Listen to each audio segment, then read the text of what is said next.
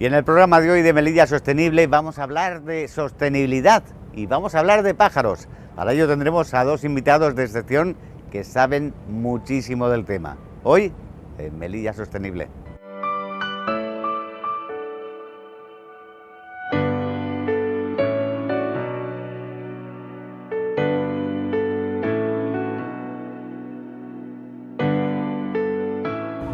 Una nueva edición de ese programa Melilla Sostenible y vamos a intentar seguir hablando de esa sostenibilidad que se puede conseguir o no se puede conseguir, como siempre digo en todos los programas, de ese 100%. Algo será complicado de hacer, pero por lo menos se está intentando. Y en el programa de hoy vamos a hablar de un ámbito que poca gente conoce, pero que sí que se lleva realizando en la ciudad y en las cercanías desde hace ya bastantes años. Hoy vamos a hablar de pájaros de dos patas. Esos pájaros de dos patas en muchas ocasiones, bueno, hablaremos de ello más adelante, pero vamos a presentar a nuestro invitado de hoy, uno de ellos, que es también conocido por todos ustedes. Manolo Tapia, buenos días. ¿Qué tal? Bueno, pues hoy hablamos de pájaros en general, porque lo cierto es que, bueno, estamos viendo como una serie de personas a lo largo del transcurso del año, y no este año, sino muchos años atrás, se están dedicando precisamente a intentar conservar un poco más esa fauna autóctona e incluso la que viene de fuera y que pincha un poco a las demás. Sí, bueno, de hecho hablamos del tema pájaros de dos patas, gaviotas. Sí, en el tema de las gaviotas, que como otros pájaros también viajan, y por eso la importancia de hacerle alguna marca que nos indique cuál es el itinerario que realizan, precisamente por preservarlos, por ese mundo tan peligroso que tenemos hoy en día y que sepamos dónde están sufriendo incidencias. Bueno, pues a la gaviota de pico rojo, a nuestra gaviota protegida, que llegó a tener el 60% de la población mundial en Chafarinas, gracias a Chafarinas se salvó su población. Bueno, pues tenemos la suerte de que está criando también en Melilla. Y donde cría hay que anillar los pollos, porque esos pollos en cuanto se desarrollen se tiran 2 años volando hacia... Una vez que ya cumplen la mayoría de edad, pues se tiran 2 años viajando por el mundo, aprendiendo mundo y otra vez vuelven a su lugar natal. Nosotros ya tenemos gaviotas que anillamos en su día y que han regresado a anidar a la Melilla. Y de hecho, este año se ha producido un hecho muy curioso, que una de nuestras gaviotas era su primer año de anillamiento y la han encontrado en Gambia. En Gambia. En Gambia, que tú conoces ese país. Sí, algo me suena. Pues fíjate el trayecto que hacen. Sabemos que llegan mucho más lejos, pero fíjate la juventud exploradora que tienen estas gaviotas tan curiosas. Y son, ya te digo, los 2 primeros años. En cuanto ya hacen esos viajes, la mayoría de edad, viajan, han visto mundo y ya vuelven a su lugar de donde nacieron a convertirse en padres, ellos mismos. Son las gaviotas de pico rojo. Precisamente son una especie autóctona en la zona y lo cierto es que se está intentando mantener y aumentar la población porque decías tú que estaba prácticamente extinguida. Claro. Una única reserva como la que se creó en Islas Chafarinas. En Chafarinas, exclusivamente para esta especie, aunque luego vino muy bien para otros. Y lo cierto es que ha funcionado. Ha funcionado. En el ámbito de la sostenibilidad se ha conseguido mantener esa especie anidando en esta zona. Lo que en Chafarinas se había convertido en una macrocolonia, con los peligros que eso conlleva, porque si se concentra la población en un solo punto y si hay una catástrofe, pues se pierde, digamos, pues imagínate el 60% de la población. Ahora, con suerte, pues gracias a esa pequeña colonia original de Chafarinas y esa conservación que se hizo, ese trabajo de conservación que se hizo, pues ha ido montando microcolonias a lo largo del Mediterráneo. También ha colonizado todo el este de la península ibérica. Normal es su territorio, también se le llama gaviota corsa. Ese nombre indica que su ámbito eran eso, las islas de Sicilia, Córcega, Cerdeña, Baleares, todo ese era su ámbito. Ha recuperado esos territorios y ahora la colonia más grande está en el delta del Ebro. Pero la suerte es que eso son microcolonias que en un momento dado, si pasa una catástrofe, como nos ha pasado ya en una de las colonias de Melilla, bueno, pues se pierde un tanto por ciento muy bajo y casi a nivel... Siempre duele porque son pollos que has visto de nacer, pero a largo plazo pues no supone un daño muy grande a la población. una de las incidencias más grandes precisamente, y por eso hay que vigilar y hay que estar atento. De hecho, Chafarinas se está perdiendo como colonia, Chafarinas está sufriendo muchas bajas, es por culpa de la patia amarilla, de la que también hablaremos, de la gaviota patia amarilla. Esa es, por llamarlo de alguna forma, la invasora. La invasora, por llamarlo de alguna manera. Está anidando prácticamente en casi todos los tejados de nuestra ciudad. Sí, sí, claro. El hecho de llamarla invasora, aunque es autóctona, es porque de los acantilados ha pasado al ámbito urbano. Y está en mucho mayor porcentaje que las de pico rojo. Por lo tanto, y la cosa va para largo, aunque ya se está actuando, ya hay un plan de actuación, pero la cosa va para largo, porque esta gaviota, su rol, está acostumbrada a comer desechos. de todo. De todo. Es muy diferente a la biología que tiene la gaviota de pico rojo, que es pescadora, además muy hábil, más chiquitita. Esta es muy grande, la patia amarilla, la que vemos por todos sitios en Melilla. Mucha gente se confunde con la de pico rojo porque tiene una manchita naranja en el pico, pero eso es donde picotean los pollos para que regurgite. Esta, su biología es muy diferente, come desechos, comía, de hecho era depredadora del resto de gaviotas, atacaba a los pollos. Bueno, pues ahora desechos hay de sobra, eso no le falta. O sea que por alimentación, ahí tenemos un problema porque alimentación no le falta. Y cuanto más alimentación, pues más cría, todas las nidadas salen, todos los pollos salen. Y eso es un problema. Son mucho más fuertes que las de pico rojo. Exacto, mucho más fuertes. Más envergadura. Normalmente siempre las especies más fuertes depredadoras siempre están en menor número que las otras, porque son las depredadoras. En este caso, fíjate que tenemos una depredadora que además de comer desechos, también ataca a la de pico rojo y que encima es mayor en número y en porcentaje de población. O sea, en el ámbito de la sostenibilidad, Manolo, muchas veces la gente habla en las ciudades precisamente sobre la gran cantidad de gaviota de pico rame, de patia amarilla. Pata amarilla. No es que sea invasora, pero ha proliferado demasía. Pues, ¿qué se está haciendo sobre ese tema? Porque ya no es a lo mejor que esté anidando en los techos de la ciudad, sino que produce desperfectos, porque las heces, los desperfectos que produce en las palomas que estamos viendo atacan a las palomas, etcétera, etcétera, etcétera. Ya hemos dicho que es una gaviota bastante fuerte y defiende a su prole, es normal, es natural. Y claro, cuando un pollo cae de los techos de Melilla, cae a los patios de luces, se producen escenas de pánico porque los padres defienden a su pollo a muerte y son gaviotas fuertes. O sea que los problemas los tenemos y desde hace ya y a montones. Empezó en Melilla la Vieja y en barrios cercanos a la costa, y el problema se ha trasladado pues hasta el aeropuerto. Prácticamente se está viniendo al centro. Sí, está en el casco urbano, pero es que está en el barrio del Real y está ya cerca del aeropuerto, que eso es otro problema diferente. Ahí ya afecta a los aviones. Complicado. Es complicado. ¿Solución que se le ve a corto plazo? De manera puntual se están haciendo experiencias. Tenemos la experiencia de Chafarinas, por ejemplo, donde ahí se estaban parafinando los huevos. La idea de la parafina, bueno, la experiencia demostraba que si se pinchaban los huevos, se perdía la nidada, pero los padres detectaban que esos huevos estaban fríos y volvían a poner huevos. Y como alimento tienen el que quieren, pues tenían la fuerza suficiente para poner los huevos que haga falta.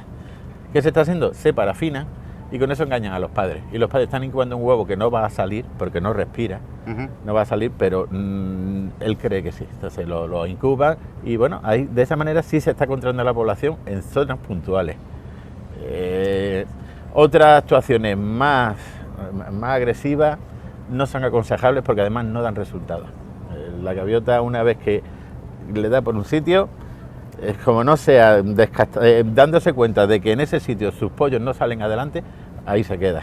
Entonces, de esa manera sí que va volviendo a sus lugares originales.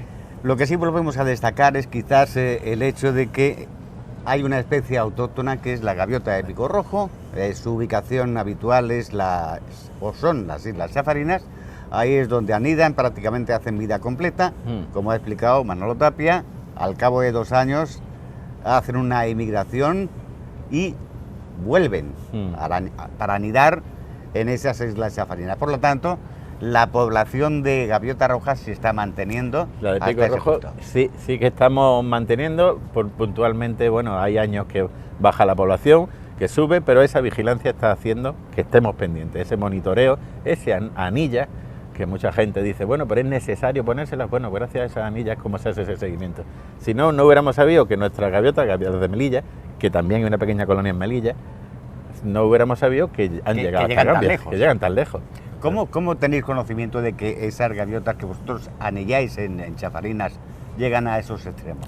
Bueno, pues luego Fran te contará que las anillas de los pajarillos son mucho más chicas, entonces normalmente cuando ven esas anillas cuando es cadáver ya, cuando se encuentran el cadáver del pajarillo. Sin embargo, las gaviotas no hace falta, porque se le pone al pollo, son animales muy grandes, y las anillas se leen con telescopio perfectamente. Las de PVC son un número muy visible, luego tiene la metálica, que es la oficial, pero la de PVC tiene un número muy visible y se ven desde lejos de telescopio, porque de esa manera se hace un seguimiento, porque es que si no, si tenemos que esperar a que mueran, ten en cuenta que viven más de 30 años, o sea, son muy longevas las gaviotas de pico rojo. Así que de esa manera se le va haciendo el seguimiento. Hay gente que le gusta, que disfruta con las aves, y esos mismos son los que hacen el trabajo gratis. Como estamos hablando de Diego Jerez, que hace un seguimiento, en ese hace una labor impagable, claro. Bueno, pues lo cierto es que ahí tenemos una de las pruebas evidentes de las que sí que tenemos que dar fe, y es que hay ciertas personas en la ciudad que se preocupan por tener esa fauna, tanto animal como vegetal, en perfecto estado de revista. Por lo menos lo intentan, cosas que otras veces se va de las manos y casi es peor el remedio que la enfermedad, ¿no? En el caso, lo que te contaba de la colonia del Dique Sur, hubo una pequeña colonia del Dique Sur, la primera que se estableció en Melilla, que estuvimos muy contentos, pero solo duró el primer año, porque en el segundo año ya tuvieron un problema de ratas muy grande y se perdió la colonia entera. Bueno, pues Manolo, hemos aprendido más cosas contigo, como Eso, siempre. Yo me alegro. Como siempre, aprendemos cosas. Estamos. Así que te invitamos para el próximo programa, y a ustedes no se vayan, porque hay un segundo invitado que también va a tomar buena nota de todo lo que ha contado, que, bueno, no voy a poner en tela de juicio lo que sabe, si sabe más que Manolo o no, pero ahora se los presento.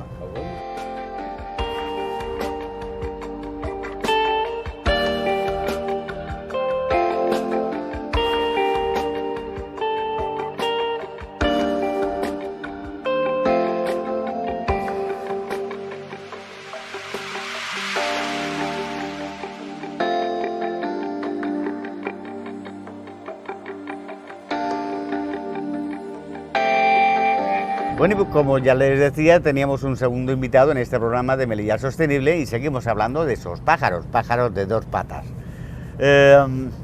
Lo conocerán todos ustedes, es Fran Pérez. Tuvimos ocasión de entrevistarle en otro momento, en una gran labor que está realizando precisamente con un montón de chiquillos de colegio, y lo cierto es que nos quedamos gratamente sorprendidos de cómo prestan atención, cuando lo lógico es que en una serie de acontecimientos como los que llevas tú a los colegios o a las clases o a los ludotecas, los críos estén aquellos alborotados. Pero les puedo asegurar, bueno, ya lo vieron ustedes en imágenes, prestan atención, porque claro, lógicamente, cuando a los críos se les da algo que les gusta, exacto, es cuando prestan más atención. Fran Pérez, buenos días. Buenos días, Yayo. Bueno, seguimos hablando del tema de los pájaros, y Fran Pérez es un especialista. Precisamente hoy vamos a hablar con él sobre parte de ese anillamiento de pájaros, de aves de nuestra ciudad, que son autóctonos, otros vienen de visita en el buen sentido de la palabra, vienen aquí a pasar una temporada y se van, no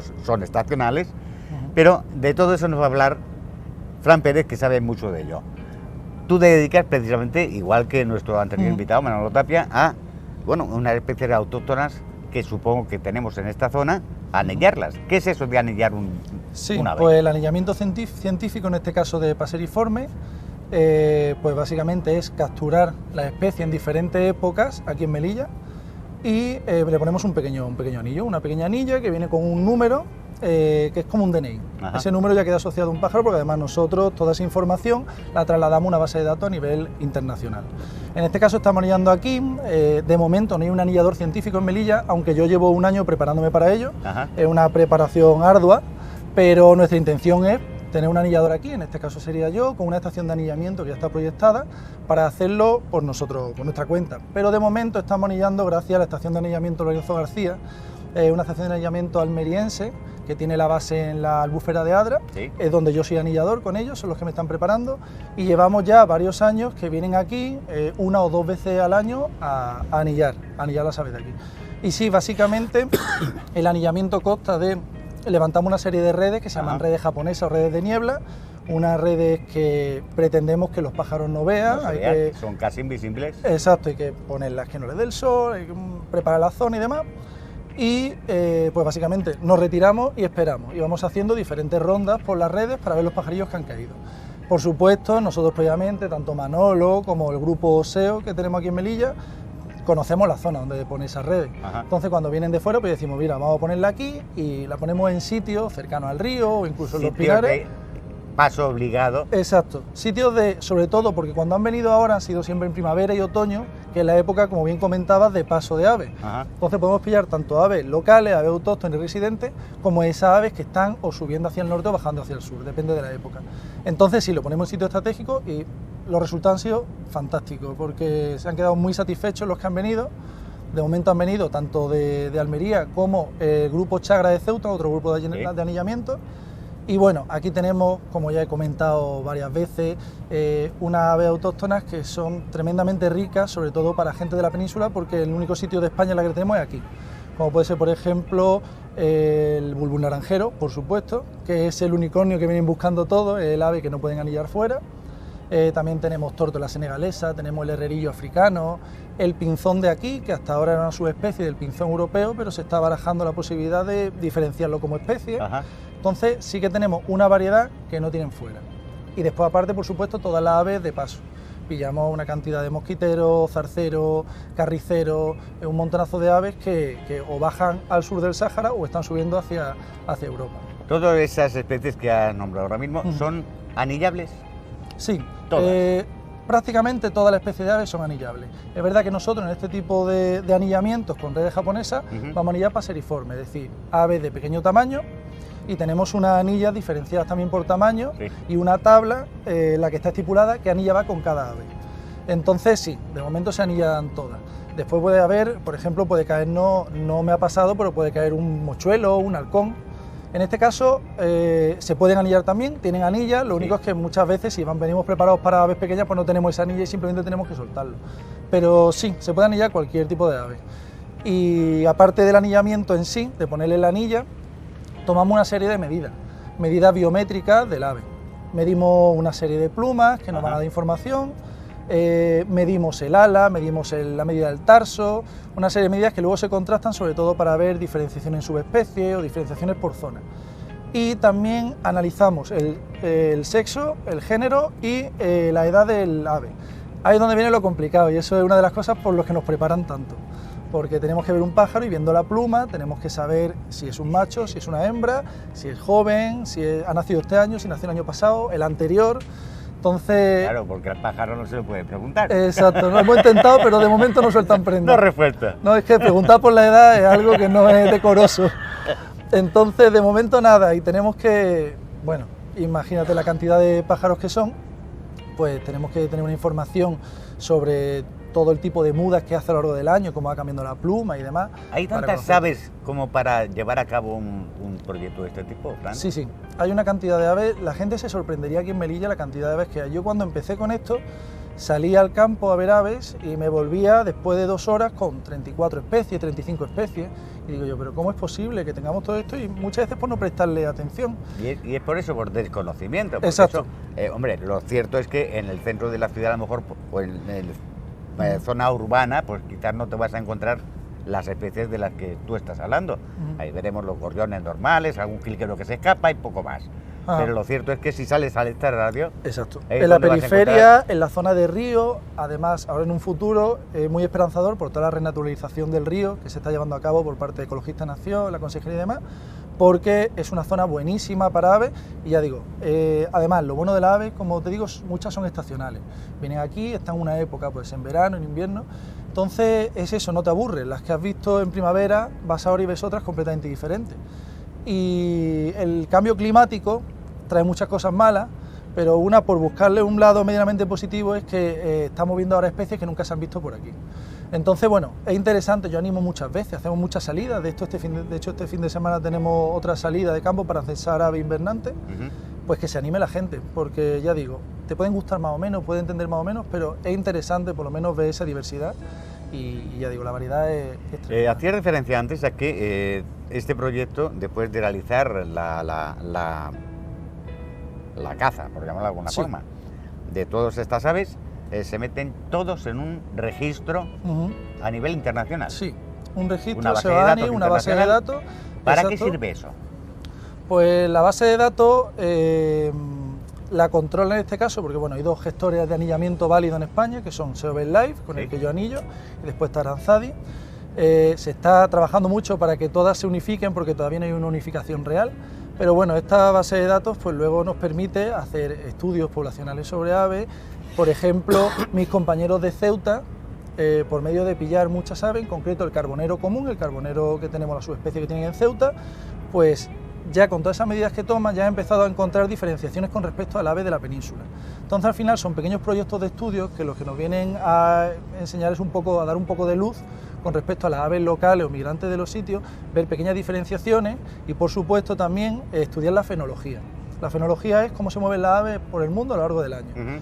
Entonces, bueno, vamos viendo qué aves encontramos aquí en unos meses concretos, podemos estudiar la migración, cambio climático y demás. Entonces, toda esta base de datos sirve para los que estudian esto, para sacar muchas conclusiones, muchísimas. De lo que sí, quizás me he metido yo, no me quiero meter en camisa de once varas porque experto no soy, ni mucho menos, pero he leído algo sobre el tema. Quizás ese tipo de estudios y esa base de datos a nivel internacional sirven también como índice muchas veces para tomar referencia, si no me equivoco y según he leído, para demostrar esos cambios climáticos que está sufriendo nuestra humanidad, Sí. por llamarlo de alguna forma. Sí, sin lugar a dudas. Dependiendo de las migraciones, dependiendo del Exacto. tamaño, dependiendo de muchos factores, Ujú. son indicativos de ese cambio climático. Sí, Eso sirve. sirve para ese estudio.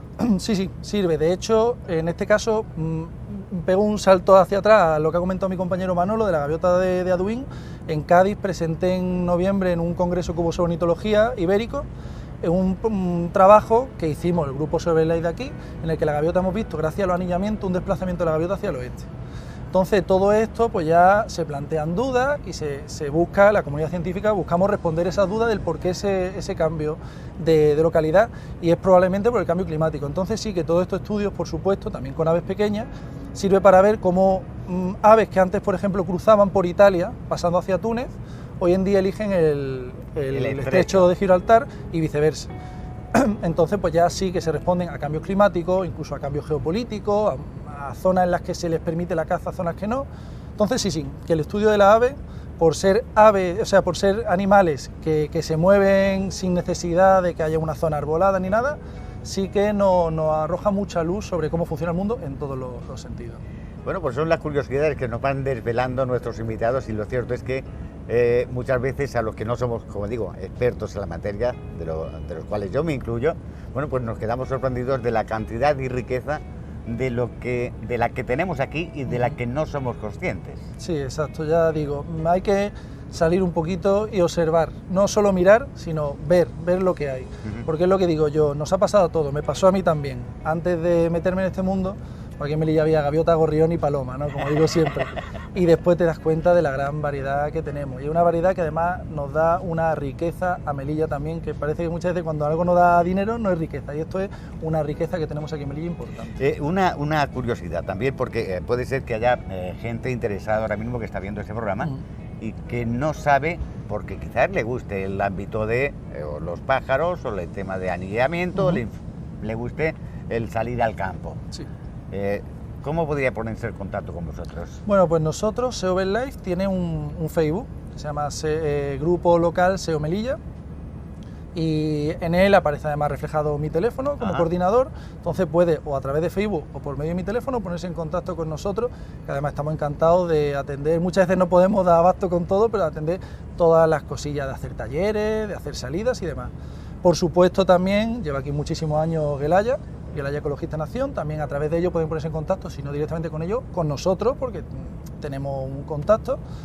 Y básicamente eso, ya nos van conociendo porque estamos más tiempo en la tele, así que ya es una buena forma de que la gente venga con nosotros, incluso se forme con el anillamiento y demás. La próxima salida, Fran, que viene gente invitada de fuera, ¿cuándo has dicho que es? Va a ser importante. Tenemos, bueno, como salida local con gente de aquí, tenemos este fin de semana, el domingo, tenemos una salida para censar aves invernantes, se hace a nivel internacional. Sí. Entonces SEO BirdLife a nivel nacional ha elegido un par de fechas de ahora de enero, nosotros lo vamos a hacer este fin de semana, y es básicamente movernos por diferentes zonas porque son aves invernantes acuáticas. Entonces movernos por la zona de ríos, zonas de costa, e ir observando, vamos, algunos expertos, y después puede venir cualquiera, aunque no tenga ningún tipo de formación, porque vamos, mientras vamos censando, pues vamos explicando, vamos viendo las diferentes aves y demás. Entonces esa es la primera salida. Ya a partir de ahí, ya digo, nosotros estamos encantados siempre de salir al campo, salimos solos. Entonces cualquier persona que quiera acompañarnos, simplemente con comentárnoslo, se organiza algo. Tanto yo como mi compañero Manolo estamos más tiempo en el campo que en la casa. Pues ahí tienen esa invitación abierta, una invitación a que si ustedes están interesados simplemente en pasar un buen día de campo, pasarlo bien y ver precisamente la profesionalidad con que trabajan estos hombres. Nada más que tienen que ponerse en contacto con ellos y ya le dirán dónde y cuándo para ese trabajo. Fran Pérez, muchísimas gracias. Gracias a ti. Lo mismo que le he dicho a Manolo, hemos aprendido muchas cosas de ti y seguiremos aprendiendo, porque lo cierto es que ¿cuántas especies ustedes pensaban que había en Melilla? Como él decía antes, la paloma, la gaviota y el gorrión. Pues no, hay algunos más, ¿eh? Unas cuantas más. Fran Pérez, muchas gracias. Muchísimas gracias a vosotros. Y señoras, señores, a ustedes les invito para el próximo programa, que también será de Melilla Sostenible. A ver con qué nos encontramos.